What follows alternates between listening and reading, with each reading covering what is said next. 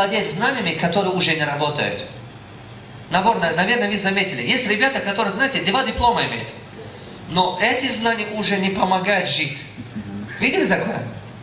Люди владеют образованиями, которые либо устарели, либо уже не работают. Я повторяю. Люди владеют знаниями, которые что? Уже не работают. Или либо они устарели, не пригодится. Например, раньше, если вы 30 лет работали в одном месте, это была стаж-работа. И стаж-работа, это был капитал. Могли вам дополнить вашим доходам, вашим зарплатам, что у вас стаж-работа большая. А сейчас нет. Почему? Потому что 30-40 лет вы работаете в одном месте, а потом появится какой-то молодой, который лучше вас понимает технологию. И он больше принесет результат организацию, чем вы. И вы остаетесь невостребованными. Вообще невостребованными. Это ужас. Знаете, сегодня, что меня порадовало, когда сюда вышел? Вы замечаете, большинство молодежи учится. Классно. Это супер, ребята. Я горжусь этим. Вот, посмотрите, ветер, это все молодежь. Супер молодцы, ребята. Это правда. Потому что вам надо построить свое будущее. И не верьте в то, что вам говорят наши старики.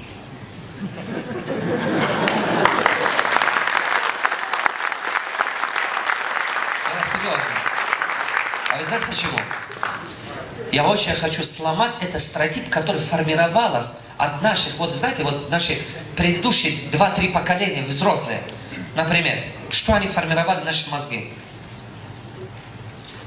Такие плохие лозунги. Такие плохие. Хами почта курпичи дадут мне как это по-дороску. Согласны?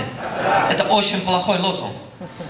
А что, мне всю жизнь вот так жить, что ли? А зачем? Причем родители? Почему бы самому не создать свою судьбу? Почему бы самому не бороться за это? Так? Другой. Смотрите, какой стратегия формировалась. Хаме худо на тебя намешают. Вайба худо дудаги. Интересно. А почему тебе худо не... Почему тебя не метят худо? А почему тебе не дают? Ты что, звонил, тебе сказал, тебе нет? Заявление писали, это что? Что тебе сказали, что тебе Аллах не дает, что ли? Это что, какой-то собственник, это Аллах? Как получается, как... Это что, твой дядя как мэр города, что ли? Хочет подпись поставить, не хочет, нет, что ли? О чем ты разговариваешь? Ты на кого припутил? Всевышнего? Аллах милосердный. И Аллах справедлив.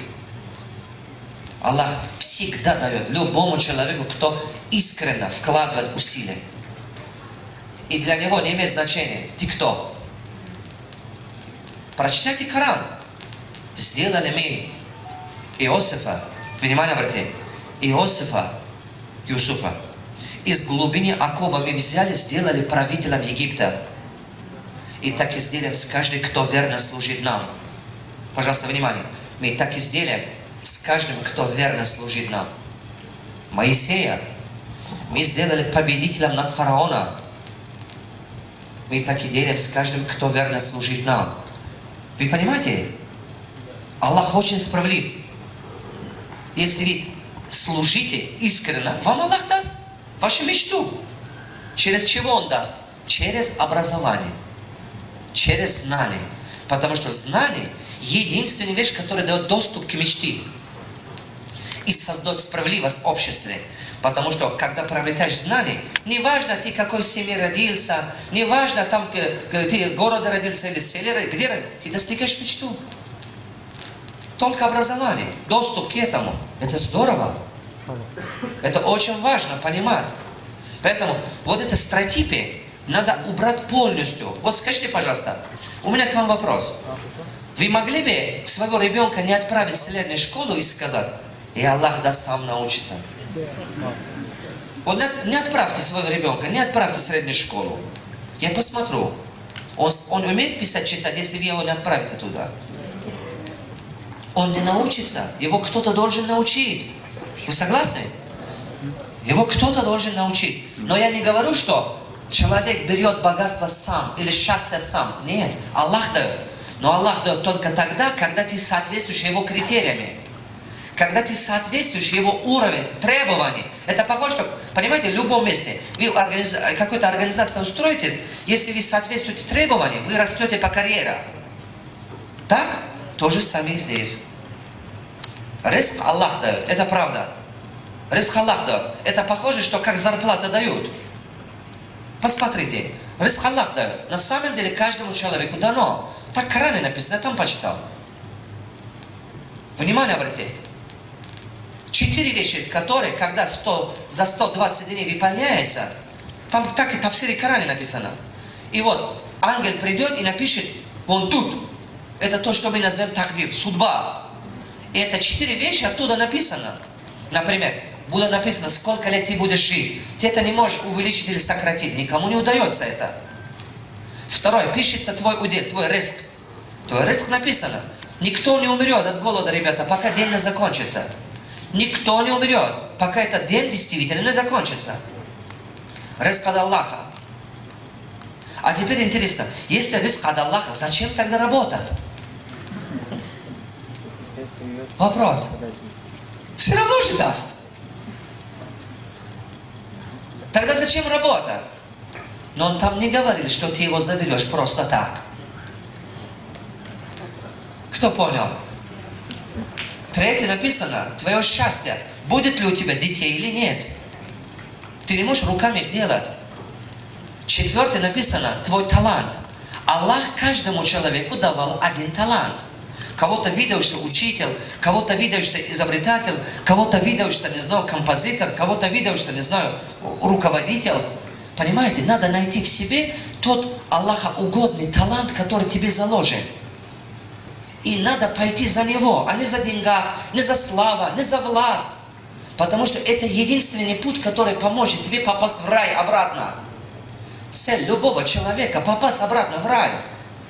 А если человек нашел этот талант в себе, он станет и известный, и богатый, и успешный. Вы можете представить Алла Пугачева офис-менеджером? Возможно, у него получился очень плохой офис-менеджер. Согласны? Вы представьте, что Мухаммед Али рекламный менеджер. Это видающийся боксер в мире. А потому что Богом дано. Ищи в себе то, что Аллах тебе заложил. И не копируй других. А у нас вся проблема в этом. Когда человек, он не верит в себе, он постоянно начинает копировать других людей. Когда у человека нет собственной силы, собственной мечты, собственной цели, он начинает просто пойти по пути других людей. И, соответственно, любой дорога, там трудности есть. А когда трудности начинает, он бросает. Не получается. Как у нас там? Один человек машина торгует, давай машина торгуем. Один недвижимость строит. И учитель, и инженер, и садовник, все давай строим.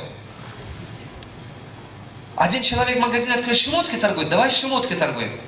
Не пойдет. Ты ищи в себе тот талант, который тебе Аллах давал. Его поищи. Не знаешь, как его найти? Найди мою книгу «Мой гениальный ребенок». Хоть тебе 40 лет, но начни с этого. Потому что ты в жизни еще ничего не нашел. Я видел людей, которые 70 лет, но он хуже, чем ребенок еще. Он не нашел себя в жизни. Потому что он половину жизни прожил, потому что мама говорила, вот дядя, у тебя там таможня работает, давай устроим тебя на таможне. Половина жизни он там, половина жизни еще где-то, и ему 40 лет, 60 лет, он так и в жизни ничего не добился. Потому что если человек пойдет по другой пути, он не может стать великим человеком.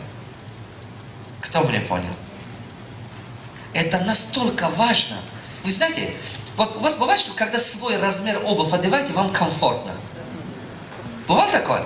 Свой размер одежды одеваете, вам очень комфортно. Вот так, когда вы свой талант найдете, ты не устаешь. Понимаете, я Богом дано тренер. Поэтому я этим занимаюсь круглые сутки, но не устаю. Это мой талант. Это правда. У меня есть бизнесы. У меня нет необходимости быть тренером. Нет необходимости ездить выступать. Но есть одна причина, которая меня заставляет это делать. Я вам расскажу. Это мой народ. Именно они меня вдохновляют.